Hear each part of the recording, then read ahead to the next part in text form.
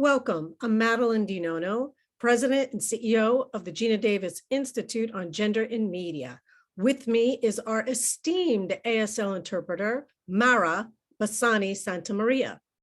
Please remember to pin Mara's video if you would like to keep her on screen throughout the event. Closed captioning is also available through the Watch Bentonville portal. Before we begin, I would like to acknowledge that in Los Angeles and Vancouver, we are currently on the traditional lands of the Gabrielino, Squamish, Tsleil-Waututh, and Musqueam peoples. I want to recognize that we are all connected with one another and that the ground beneath our feet is historically the home of Indigenous peoples. So we're really excited to have this panel, which is called the A.C.E. So what does that mean? A.C.E. stands for Women in Animation Vancouver's Animation Career Accelerator Program. And I just want to level set for those of you watching at home who may not be really aware of what's happening in animation. And animation, like many other facets of media and entertainment, haven't always been the most accessible. And just to give you some data from Women in Animation, although women and girls are 60% of the art schools and animation schools, only 20% of the jobs are going to these women. And I know that Women in Animation has a pledge of 50-50 by 2025. And just to give you a sense, you know, in looking at their research from 2006 to 2015, the percentage increase of jobs has only gone up 4 percentage points. So from 16% in 2006 to only 20%. So this program, this accelerator program, is really very important. And so I'm going to just quickly name our illustrious panel. Their bios are all available on the website. So from A.C.E., with us today is Roseanne Tisserand, founder and co-executive producer of the A.C.E. program. Welcome, Roseanne. Also, Tracy Mack, co-executive producer of the A.C.E. program.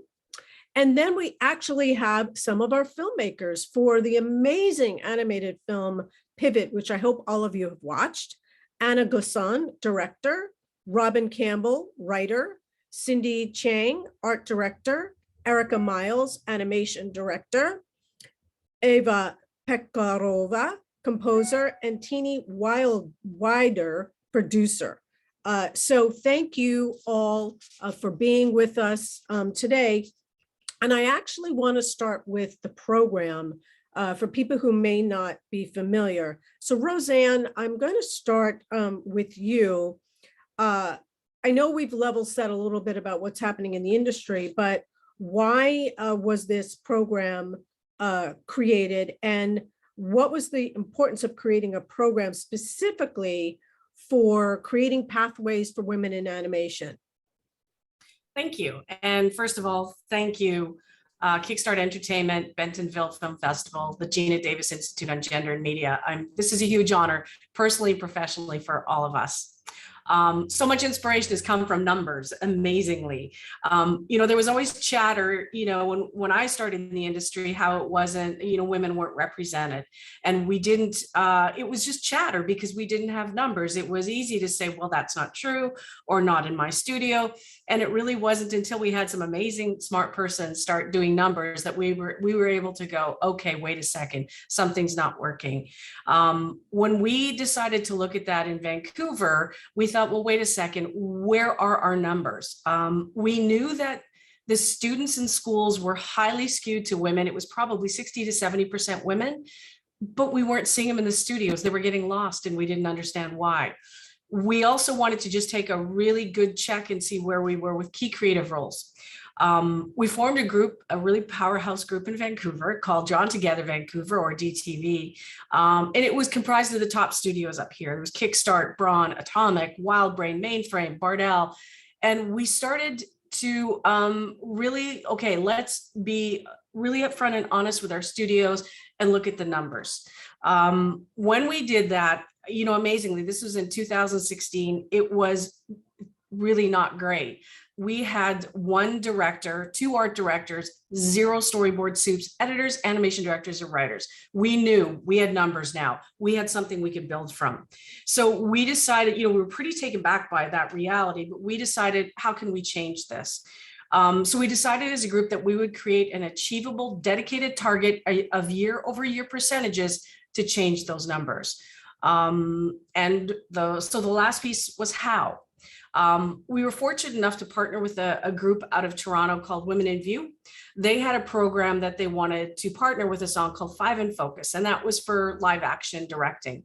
Animation, you know, live action directing and animation are completely different beasts. We had to turn that box of Legos over and start all over again.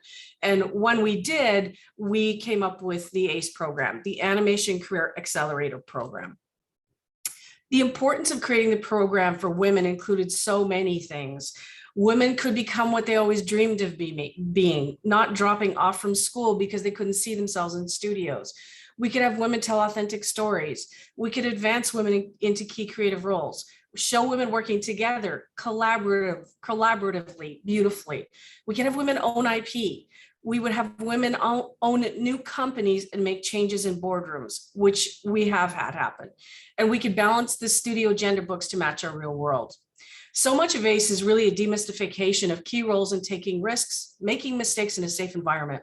We all know women are reticent to ask for what they want, say what they want to be, take risks when they don't have all the answers, and they aren't sure how to voice themselves in a studio that is authentic to them. Sometimes it could come off as yelling or brash. It has to be authentic to them, and all of that is great. So we give a place for all of that to happen and incubate and become whatever they become. And once you do that, there's no holding these women back. You know, we've been lucky to have had really great success with ACE. So Tracy, I want to turn over to you.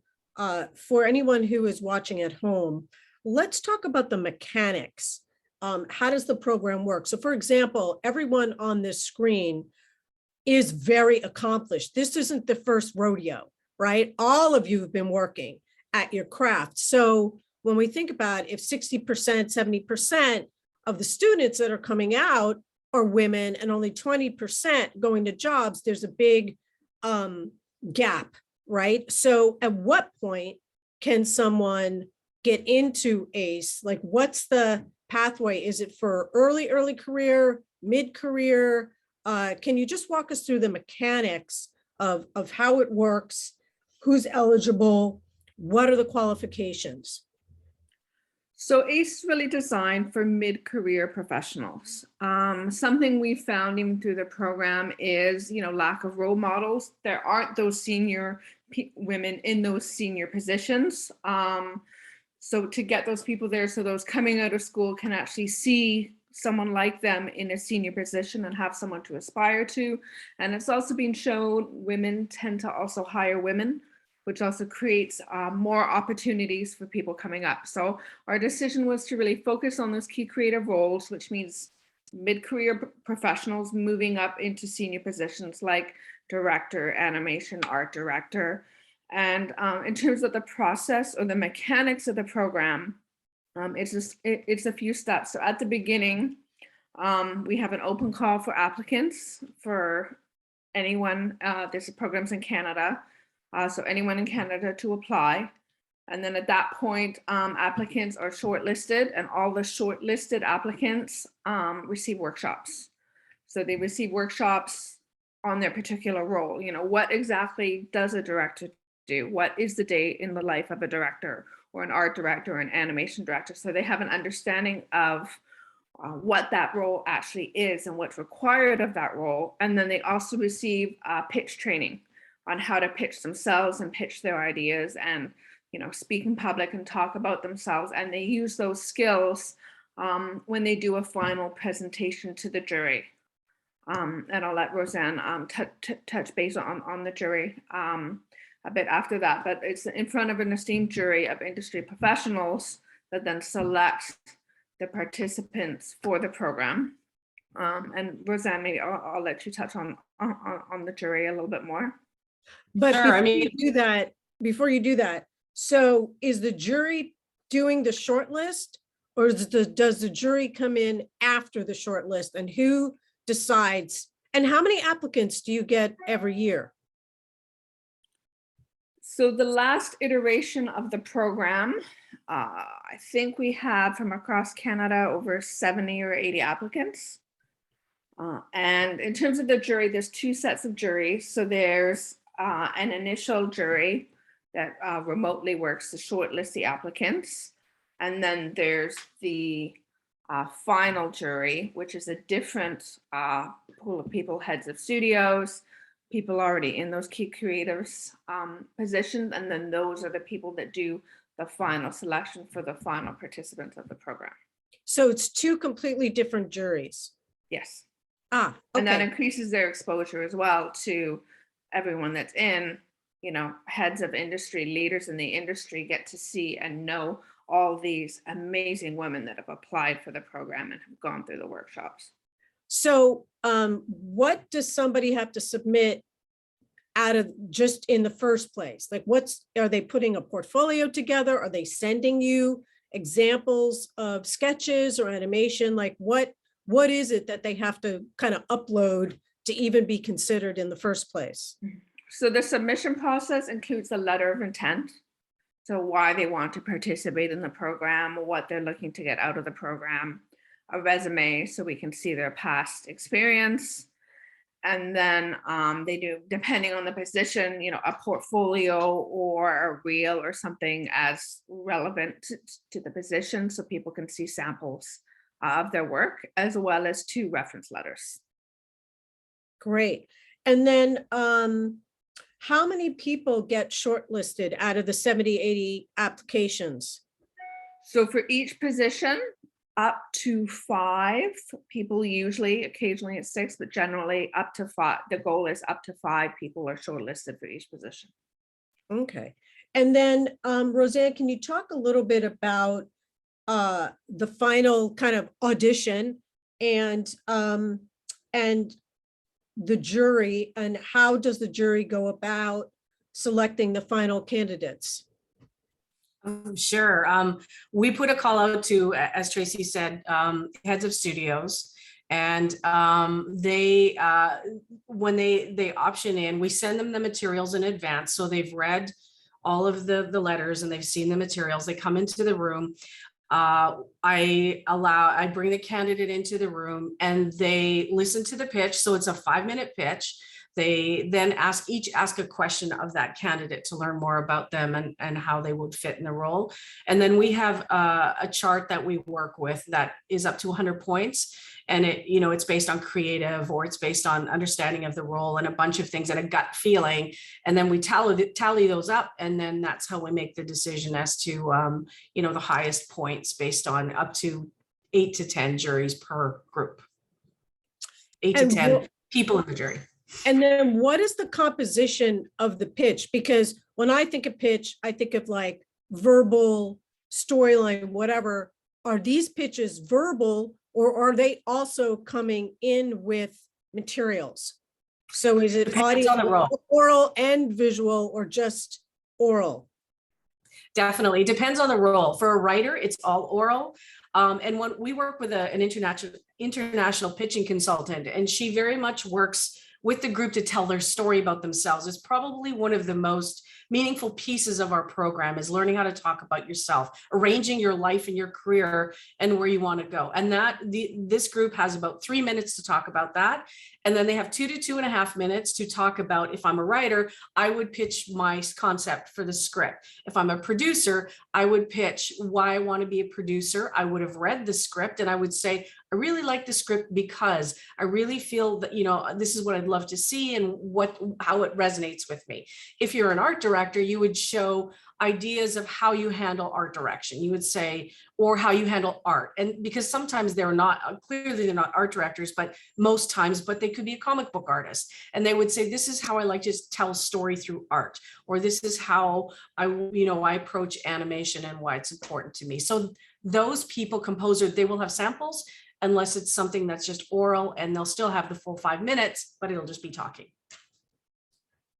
Thank you for that. So now I want to move over to our filmmakers, and I would like to hear from each one of you. So starting, with Anna, can you talk about your journey, where you were, what were the challenges, and what attracted you to this program? Can you just share with us a little bit about your story? Sure. Yeah. Thank you. Thank you, Bentonville, for having us. Thank you, Madeline. And sure. So when I saw the call out for applications for the program, I was working as an animator in Atomic Cartoons, a studio in Vancouver. But at the time, I was feeling like, looking back, I can tell now that like I was feeling sort of isolated and not living up to my potential. I really wanted to get more connected to the community too. So applying to the program was a process itself, because I was, first I was looking to apply for animation director because it was my first, like a step up from where I was, right? But then the pandemic hit and a lot of self-reflection fell upon me, and I was like, okay, what do I really want to do, right? So this is the opportunity for me to jump that and take the opportunity. So I decided to, you know what, I really want to be a director. So I scrapped my application, started over again, and applied for director. And it's being part of the program ever since being shortlisted was really transformational. I have some of my recordings from my initial pitch, and I can see for myself the transformation that the program did, and the work that we did, especially working on our self-confidence and self-presentation, has been really, really huge. And it's been super changing where I was and where I am now. It's almost completely different people. And yeah, now I'm actually working as a director, which is where I wanted to be, right? So the program has been life-changing for me. And so Cindy, I'm going in alphabetical order. So Cindy, I'm going to turn over to you now. Anna was talking about how this is transformative for her. Same question for you. Can you tell us a little bit about where you were and where you wanted to go, and why you decided to apply for the program? Yeah, so at the time I was working as a designer, and I had been, or as a designer, visual development artist, for probably maybe over 8 years. It's hard to keep track sometimes, but I wanted to apply because I felt that I wanted that challenge, and sort of feeling like, oh, maybe I'm ready for this, and this would be such a great opportunity to sort of enter into art direction, just having the support of the program to do this. And actually, while I was a part of the program, my workplace allowed me to art direct an episode of the show I worked on. So it really provided a lot of opportunities as well. Yeah, so similarly life-changing for me. And where I want to go going forward, I'm still looking for that next opportunity to art direct. I think the program showed me that I was capable of it, and that it's something that I do want to do. So yeah, that's how it went for me. That's great. So now I'm going to go over to Erica.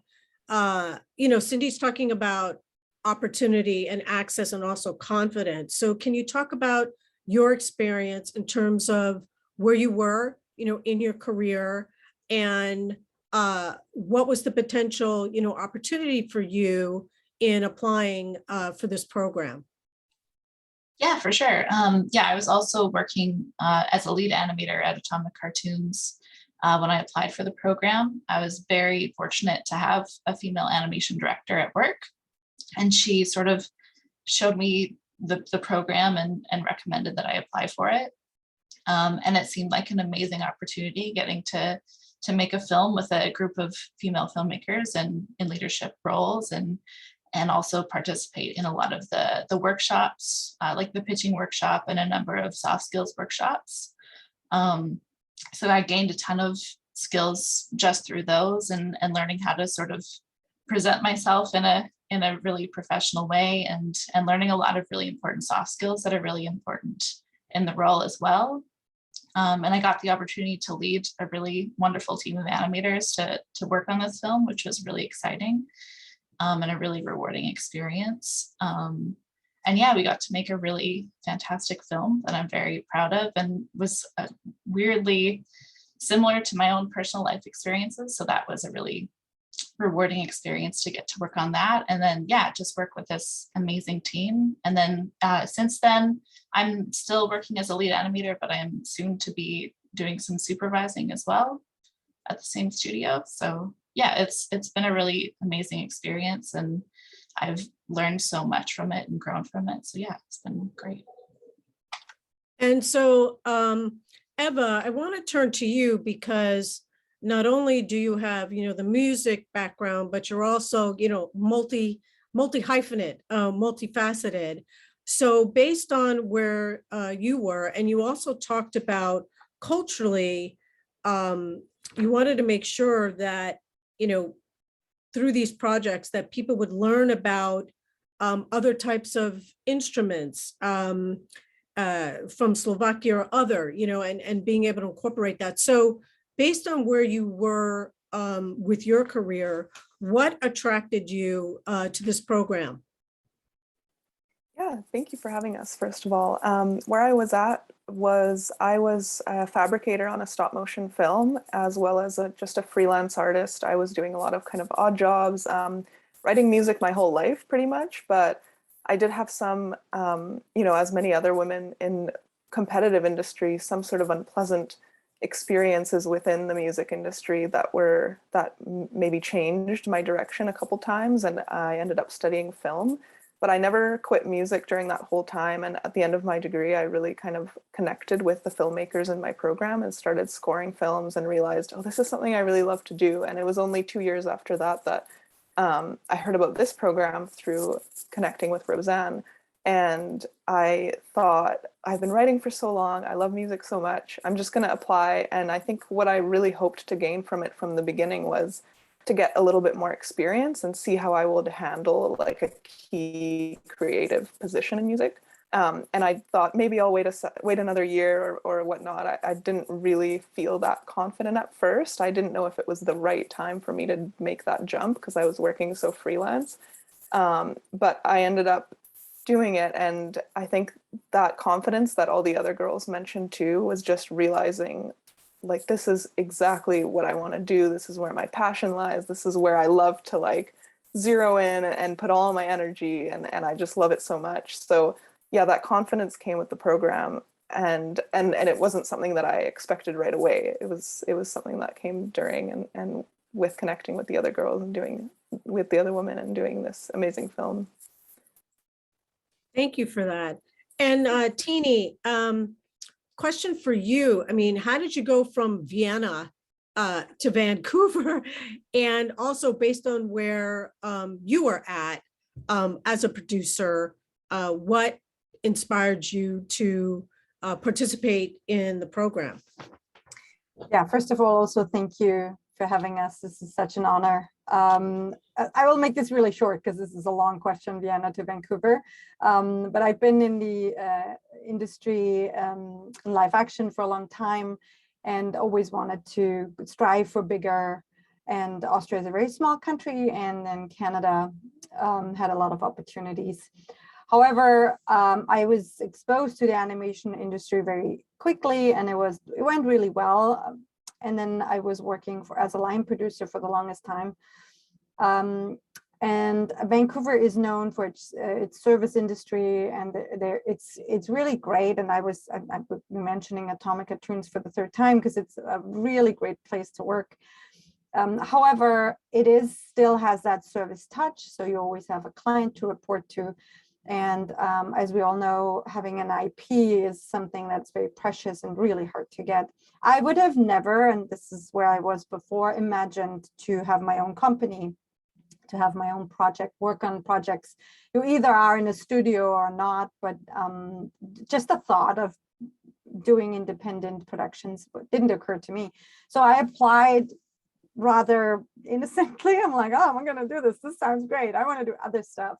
And then during the program, I learned so much of my own creativity that lies in me. I'm like, I didn't even know that it was there. And I loved it so much that I have to say I even am now part of the ACE program because Roseanne and Tracy were interested in keeping me, and we all like loved it so much and it expanding. So I'm now associate producer on the ACE program, continuing to be involved on a higher level. And we created a company which is called Wider Entertainment. So I have now a company. I'm always like, I'm still amazed by it after 2 years. So yeah, transformative is probably, picking up Anna's words, is the best way to describe it, and also not kind of planned, because you enter this program and then you just go with it, and then you just react to those beautiful things that happen to you. And so I want to hear kind of from all of you in terms of, okay, you submit, you get shortlisted, you've talked about confidence and revealing qualities and skills that you didn't realize you had. And then, you've got this pitch, right? And this jury. So I know for a lot of us, there's the fear factor, right? Being terrified of putting yourself out there. So for anyone who is listening to this and saying, oh, well, I don't know, it sounds really kind of scary and complicated. Can you really talk about kind of preparing yourself, for the pitch? Because to me, the workshop is discovery and you're getting coached, but, facing the jury and making sure you've distilled an idea that you want to move forward with. I'd love to hear from each of you. How did you did you have fear? How did you get over that fear?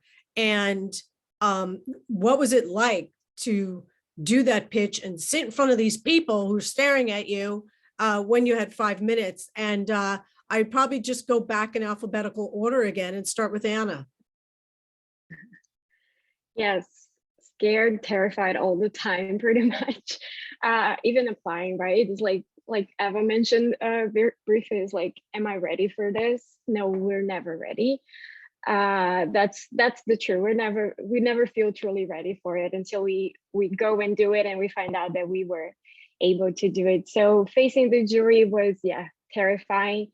But then, to my surprise, and to all of us surprises, I guess, the jury was the most supportive, amazing, inspirational women I have ever met.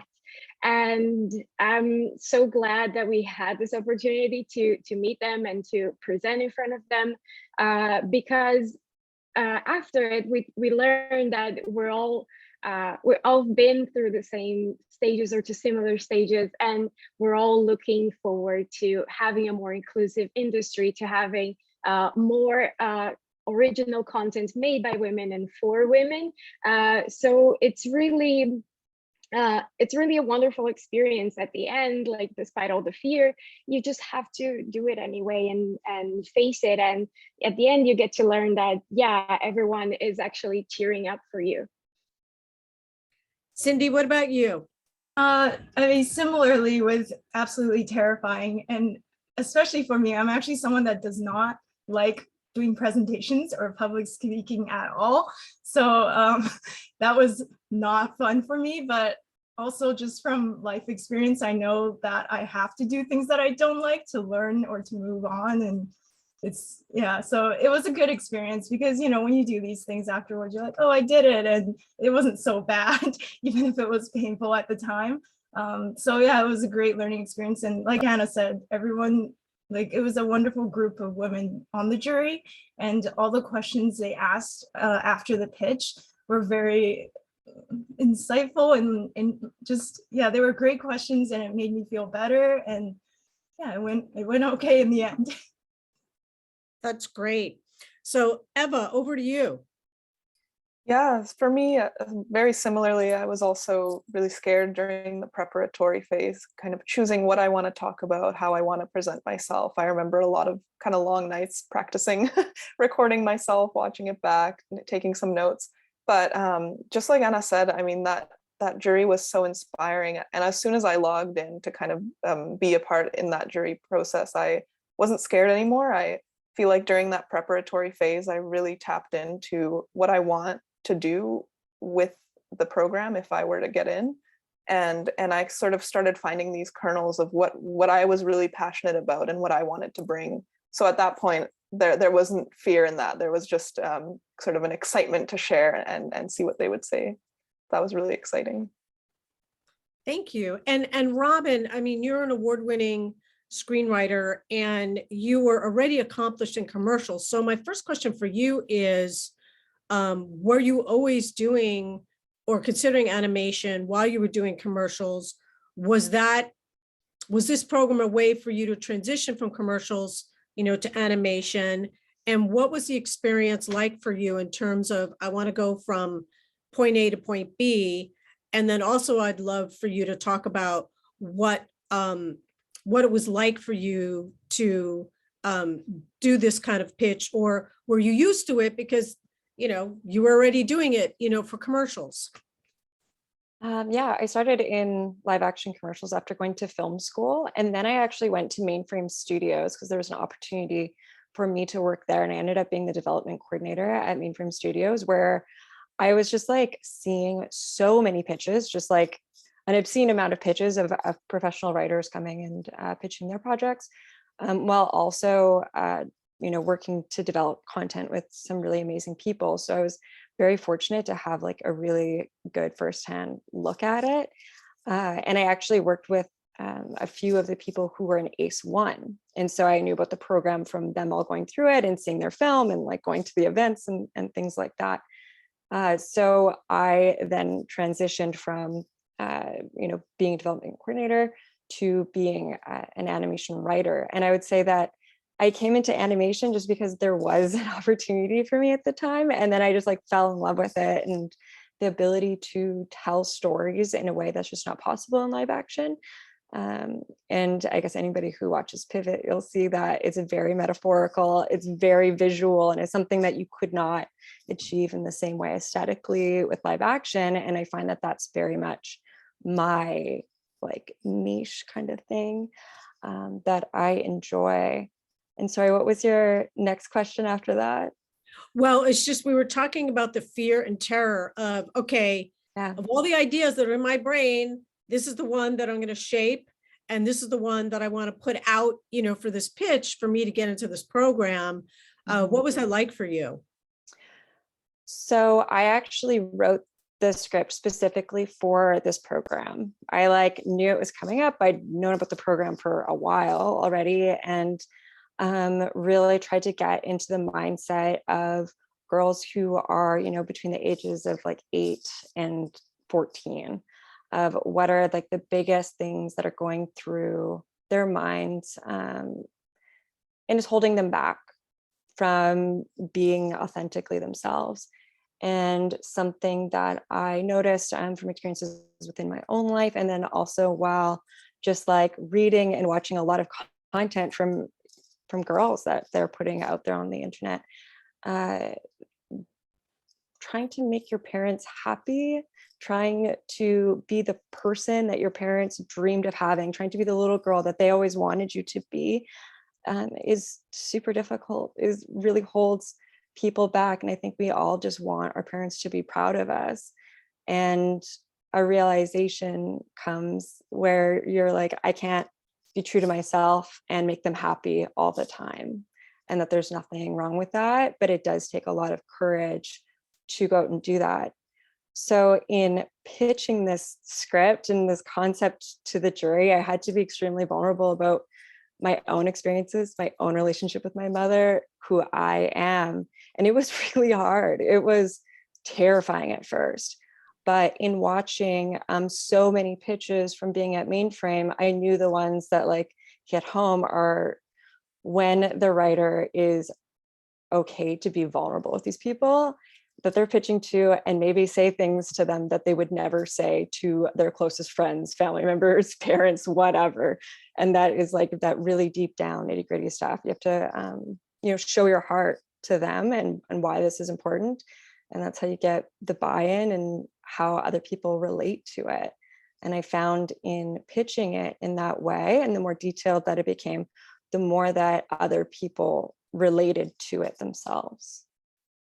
Thank you for that. So Erica, I'm going to go back over to you, and then I'm going to go back over to Teeny, and then I have some other questions for you. So in terms of having an idea, we're talking about courage and fear and having an idea and putting yourself out there in front of somewhat strangers, on this jury and the pitch. What was that like for you? Oh, it was pretty terrifying, as everyone has sort of said so far. Yeah, just the fact that the jury was made up of a panel of like amazing women in the industry that I look up to is just terrifying to begin with. But yeah, through the pitching workshop that we had, we learned that sort of authenticity is what you should strive for, and especially in pitching yourself. And yeah, in my pitch especially, I sort of went there as well, like Robin, and talked about the fact that I have a disability for the first time in front of a big group of people.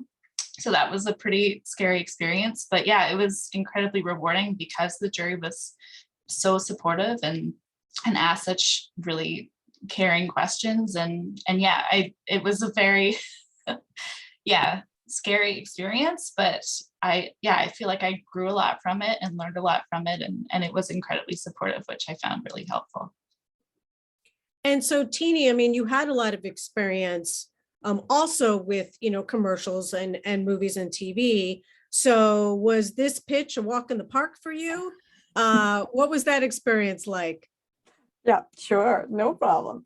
It's a bit of a different angle because I was not like, confidence is not a problem for me, but it's more about how to really channel that into something that you presented in 3 minutes. That's not easy. I can talk on for hours, but how are you precise enough to convince a jury that you are the right person? And I don't even have artwork. I don't have a story to tell. I mean, it was very neat to because we were able to we got the script to read, and I fell in love immediately, which actually helped happen to the entire team. But at this point I thought, this is only me and I love it, and I need to tell them that this is the script of the universe.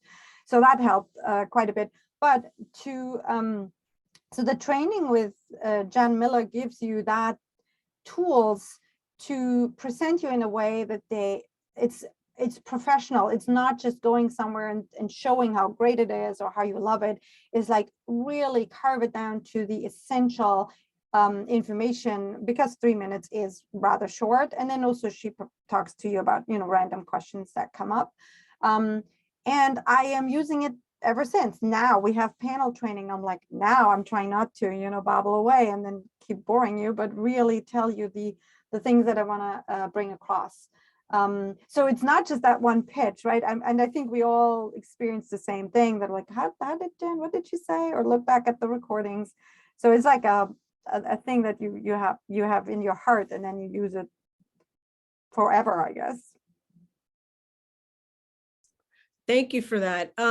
So now I want to really talk about Pivot, which is extremely moving, and I hope all of our audience has had a chance to see it. But Robin, you started talking about the story. You kind of came in to the program with that story in mind. So you all get through, yay, okay. And now I know Robin's got this story, but then how did this ensemble come together? Like,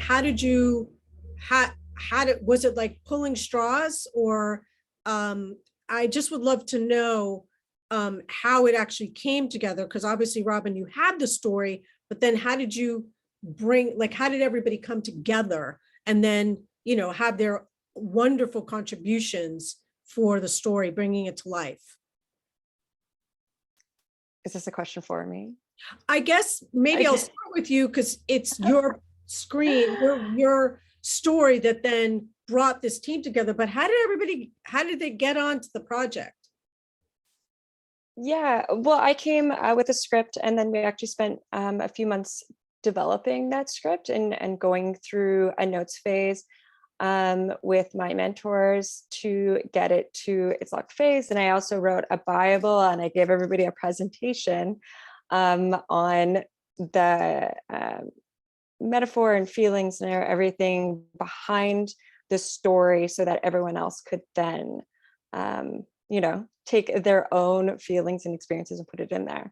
I'll let Anna take it from there, is when I handed it off to her. Yeah, and then from Robin's work, we got the script and we sat down together, me and Robin, talking about it. Teeny was involved already, and we were trying to figure out really the essence of the project and what was the thing that made it so relatable and so universal for everyone of us. Because at this point we realized, okay, everyone that reads the script relates to it so closely. So what is it that is moving everyone, and what, like, because this is what we have to take forward, right? And this was a long process and a lot of like ins and outs. Sometimes we went too much away from it, but then coming together again, and really like solidifying what was it that mattered. And then after that, really bringing in Cindy's designs and Erica's motions, and then finally the music to put everything together. Just was really a matter of getting that essence, that base really solid, and because that's what really builds the team, right? I can send it over to Tini to tell a little bit more about the crew assembling, because we ended up having a really big crew. Yeah, I think just as an overarch, this is not different than any other production, right? So we were brought on board like a normal, I don't even have to do this because it's a normal production. The only difference is that we are supported by mentors along the way. So every step is very soft cushioned. If there's any questions, if there's anything you need to explore or you want to find out, so there's never a fear that you know, that when you're employed, you just go and then you never know, are you succeeding or not? So you have those people and you establish a relationship over the years. Yeah, well, it's been 2 years. So that gets better and that benefits from it. And I think they benefit from that too. So as Anna was saying, we had like regular meetings once a week, and then we added, so like any other production, it was very similar. And then when we got even further into like a real schedule, because obviously the beginning is a very creative process. Once the script is in a way that we can pass it on to the next departments, the visual development is also very explorative. At some point you go and you have to say, okay, now we kind of need to make a storyboard, we need to make an animatic. And then we brought these supervisors in, and we were very lucky that we could cast for every key role. Is also a woman. So that was a storyboard supervisor, builds, layout, effects, editor, on every position, which was very, very important for me because again, as a producer, you are like overall, so you want to make this an experience for the entire team. And when we interviewed, and I want to just repeat that because it was such a aha moment for me, that people or women, well, everybody who read the script was like, oh yeah, I had this moment too. And then in the end, we ended up 60 people having that same moment working on this script. But yeah, very much like a production, and with a delivery date at some point, and then finishing it off. So I want to talk about going from script to visualizations. And so maybe, Cindy, this is a question for you, but the way the script was written, it could have been any type of girl with any type of, you know, mother. And how did you all land on this visual depiction, that type, you know, of animation? And Robin, did you already have it visualized coming into it, or Cindy, did you have to, and all of you collectively, come up with all kinds of different sketches? Because she does look like she's either indigenous or, you know, Asian or something. It's not your blonde, blue-eyed kind of character. So how did you all come to that agreement and decision? I came in with my Bible and had a bit of a lookbook in it, where what was important to me was specific lighting moments and close-ups on the expressions and just getting the emotional journey with it.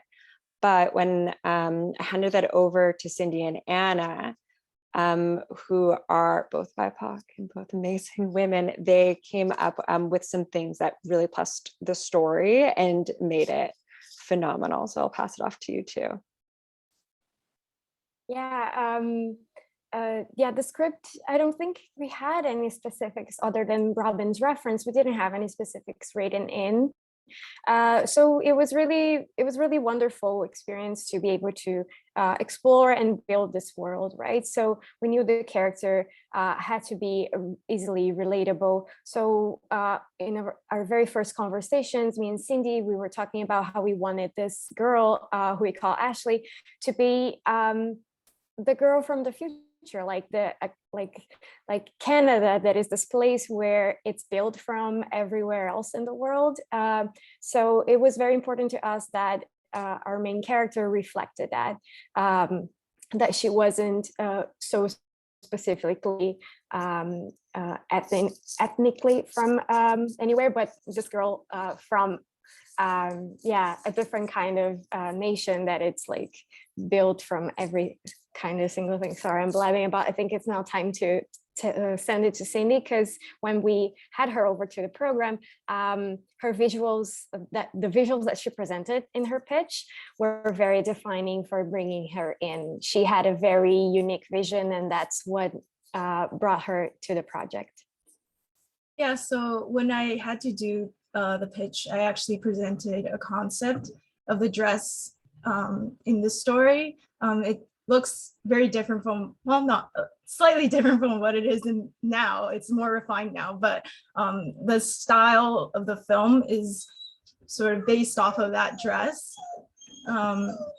So it's while Anna and I were talking, we kind of explored many different ideas, but eventually we thought, oh, let's go back and revisit that dress that everyone sort of fell in love with at the beginning. And when I took things in that direction and sort of matched the style of that with everything else, it kind of all came together. And I mean, the dress itself, like that initial concept was the idea I had after reading Robin's script. So it's very, like, it just came, like, you know, it's an innate feeling that that would be the right style for this script. Yeah, and regarding Ashley, the main character, it's like Anna said, it's just the future, sort of like everyone is, the ethnicities are more ambiguous because, you know, we're all just, there's a lot of interracial couples and things like that. Yeah. Well, and who would think that a dress could turn into a monster? But anyway, Eva, I want to go over to you, because clearly music informs the narrative, and people don't maybe understand how music is really informing how you feel.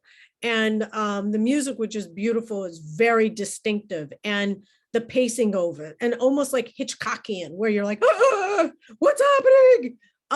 Can you talk about the strategy that you used to create and apply the music? And was the animation done, and then you were watching it and then figured out, okay, I'm going to pull from this, I'm going to pull from that, I'm going to, you know, how did the music come together to support the narrative? Yeah, absolutely. So I was with the team long before we had anything animated, which is such a privilege as a composer. Usually I get brought on kind of near the end or with a rough cut or whatnot. So being there and talking through the symbolism, the metaphors in the film, and who the characters are and how we want them to be portrayed was really, really inspirational for my music as well. So when I really started writing it, it was just kind of like little tidbits, little inspirations that I perhaps had for the characters before anything was truly like fully animated. So I already had a lot of things in place. And then when the animation kind of came together, I would get animatic, half animated, maybe like kind of in progress stuff that I was starting to write to. In and of itself, that was a challenge, but it was really nice because I could kind of tweak things as we went along and as things kind of started falling into place. And I think that the drive in the music came as a result of the dialogue-free nature of the film. Not having any dialogue put a little bit more pressure than on the music and the sound to do that job and to propel the story forward. And I think what I found that I was doing was that I was choosing moments for each of the characters to have something in the music, for instance, like kind of this airy sort of flute for the mum that would then kind of come back in the end, but transformed. So I was always thinking about how the characters were transforming through the movie or through the film, and how that initial piece of sound could then come back and be a little bit changed because their relationship had changed throughout the film as well.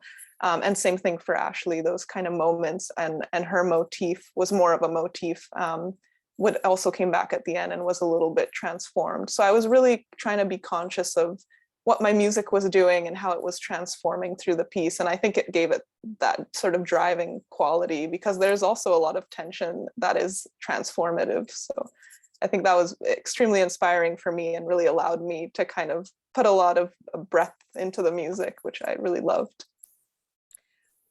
So I want to pick up the thread because it was intentional not to weigh down the story with a lot of audio. So I'd love for anyone to talk about, yeah, we're going to really use the expressionism, close-ups on the facial expressions, and we're not going to layer this with dialogue. So Robin, was that the way it was, or is this something you all said, or how was that decision made? So the original script that I applied to the program with did have dialogue. That it was like the same story, but it had dialogue. And my first mentor session, Julie Stewart, who's like one of my favorite people in the world, she immediately was like, love it, but no dialogue. You do not need dialogue for this story. And that she basically was like, this is a very international, global story. Girls everywhere face this problem, no matter your culture, race, where you are, like it is all the same. Women everywhere are being objectified like this by kind of being treated like dolls when they're young. And as soon as we put dialogue in there in a specific language, we are limiting the reach of it. Let's see if we can instead convey everything through action and emotion and things like that. So a lot of our sessions or mentoring sessions was I'd removed that dialogue and then describing the emotions, describing the facial expressions that would then convey each moment of dialogue. So now we have a film that anyone in the world can watch and understand, no matter where you are. I absolutely agree with that. And so now we have the film, so I would love to circle back and maybe Roseanne, Tracy. So this beautiful film has been created. What happens to it? Is there a distribution plan for it? Does it become a feature? And then I'd love to know, and I don't know the time frame, like did this just finish or has it been a year, and what happens kind of next? So maybe start with, what's the future of Pivot, and then what's the future of everybody who's on this panel? Well, the future of Pivot, after we complete the program, they complete the film, is up to them. They own the film. We pass it on to them and it's with them. But what we provide before is we have a mentor who teaches how to work festivals, how to submit, and how to do that. And then they finish the film, we give it to them. And the last piece of the puzzle for this group is we take them to a conference or a festival, Tracy and I, and we they take their newly minted film and their new key credit, and they can meet people and go, hi, my name is Eva and I'm a composer. How do you work with composers? Now they have this key credit that opens doors for them, opens opportunities for film with Teeny. And if she's already optioned another property. So we're going to manage and open those doors for them when they go to this festival, and there'll be another panel for them. They're going to be at the Ottawa Animation Festival in September. So we're super excited. We've been on a few panels, so it's been great to get the word out. Yeah, so that's basically it. It's up to them after it's finished.